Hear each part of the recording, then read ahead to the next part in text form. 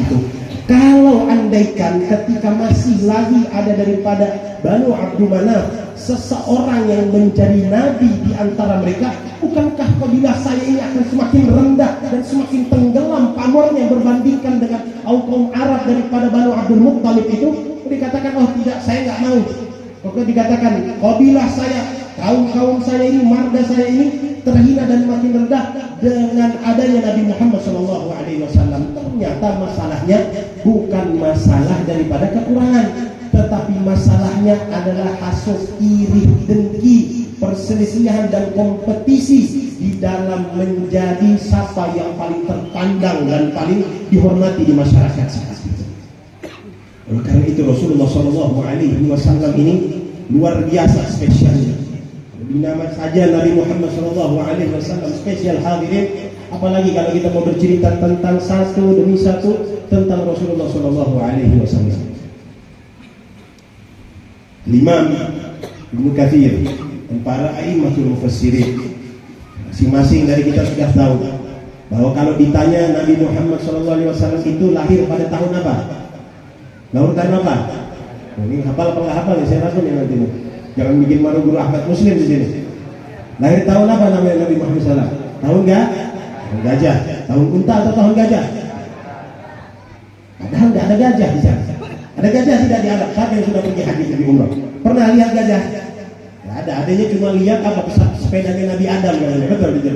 Padahal itu bukan sepedanya Nabi Adam, itu buatan manusia. Tahun gajah. Jadi ceritanya orang-orang Arab itu, mereka itu belum lagi mempunyai nomor atau angka bilangan untuk meletakkan bilangan tahun demi tahun di dalam kehidupan mereka. Nggak punya orang Arab. Tetapi mereka mengaitkan sejarah segala sesuatu itu dengan perkara yang paling fenomenal yang terjadi pada saat itu. Itu mereka akan kaitkan. Jadi Rasulullah SAW, kalau di kitab Syiar dikatakan ulida Rasulullah SAW amal fil, bahwa Nabi Muhammad SAW itu dilahirkan ke atas bumi ini pada tahun gajah. Itu beberapa bulan setelah daripada kejadian gajah ini berlaku. Para muarrikhin bercerita tentang gajah ini, wahai hadirin, ketika kaum Ukhdud yang ada di surah Al-Buruj, bahwasanya mereka yang beragama Nasrani Kristen itu menjadi salah satu suku yang tinggal di negeri Yaman utara sana. Ada suku yang bersinggungan dengan mereka daripada kaum Himyar. Ini salah satu suku asli di Yaman. Dan Rasulullah SAW ini di dalam kisah yang lain, sebelum kita bicara tentang apa yang saya akan ceritakan, Nabi ini pernah didatangi orang daripada Yaman. Dan kebetulan dikatakan bahwa orang ini adalah salah satu daripada suku Himyar. Jauh setelah Nabi SAW, setelah diutus oleh Allah Subhanahu Wa Taala. Lantas ada satu soalan pertanyaan, orang ini bertanya kepada Nabi SAW, ya Rasulullah, bagaimana hukumnya seseorang berpuasa ketika dalam keadaan bermusafir? Maka Nabi SAW menjawab soalan pertanyaan orang ini dengan lahjah logat yang orang Arab katakan tomtomaniyah. Tomtomaniyah. Apa tomtomaniyah itu? Setiap alif lam di dalam bahasa Arab itu ditukar dengan huruf mim. Maka beliau menjawab, laisa minal birri amsiyamu fil safar. Bukan daripada kebaikan, artinya bukan sesuatu yang baik kalau kamu tengah bepergian yang jauh kemudian kamu masih lagi berpuasa. Kalau memang bepergian itu ada masyaqqah syadidah, ada sesuatu kepenatan yang luar biasa di dalam musafir itu. Dan ini ajaran dari Rasulullah SAW. Setiap kali Nabi bertemu dengan orang-orang yang dari tempat lain, itu Nabi akan coba tiru beberapa perkataan daripada kaum mereka. Seraya Nabi SAW ingin memperlihatkan bahwa wawasan Nabi SAW yang luas, dan kemudian dikatakan Nabi ingin mengambil hati setiap orang yang berbicara dengan Rasulullah SAW.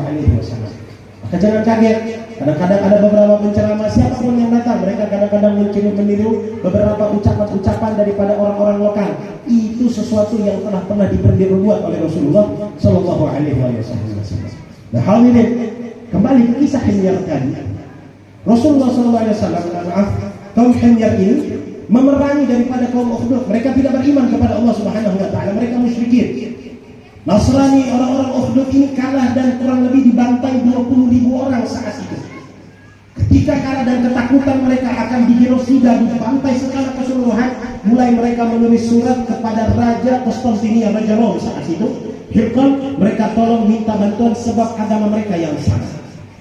Hirqal yang saat itu tidak dapat memenuhi permintaan bantuan daripada mereka, mengirimkan surat ini ke Ethiopia sana kepada Raja Najasyi. Lantas dari sini Najasyi mengutus 2 orang yang kita salah satu kenal betul namanya.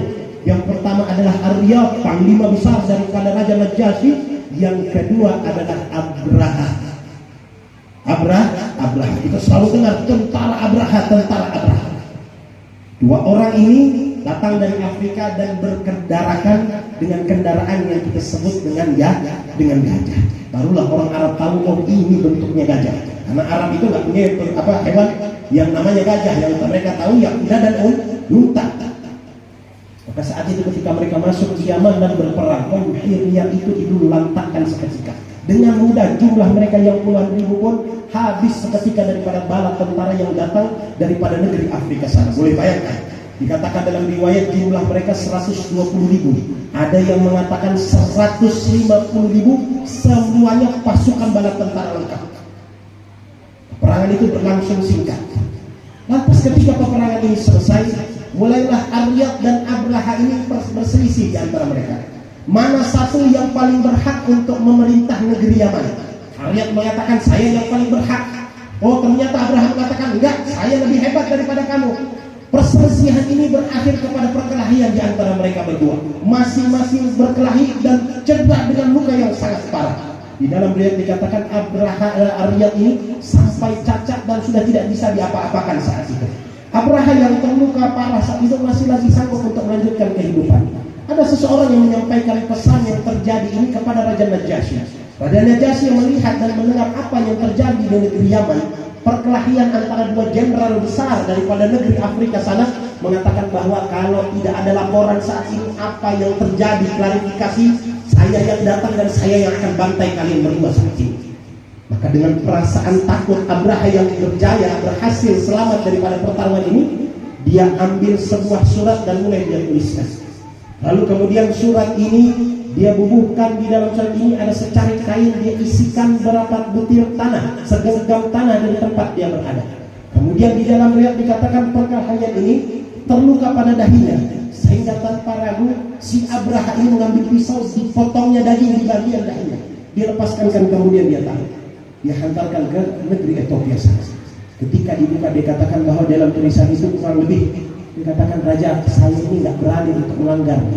Persoalan antara saya dengan kalian itu persoalan pribadi, bukan untuk berebut dan kudeta daripada kerajaan.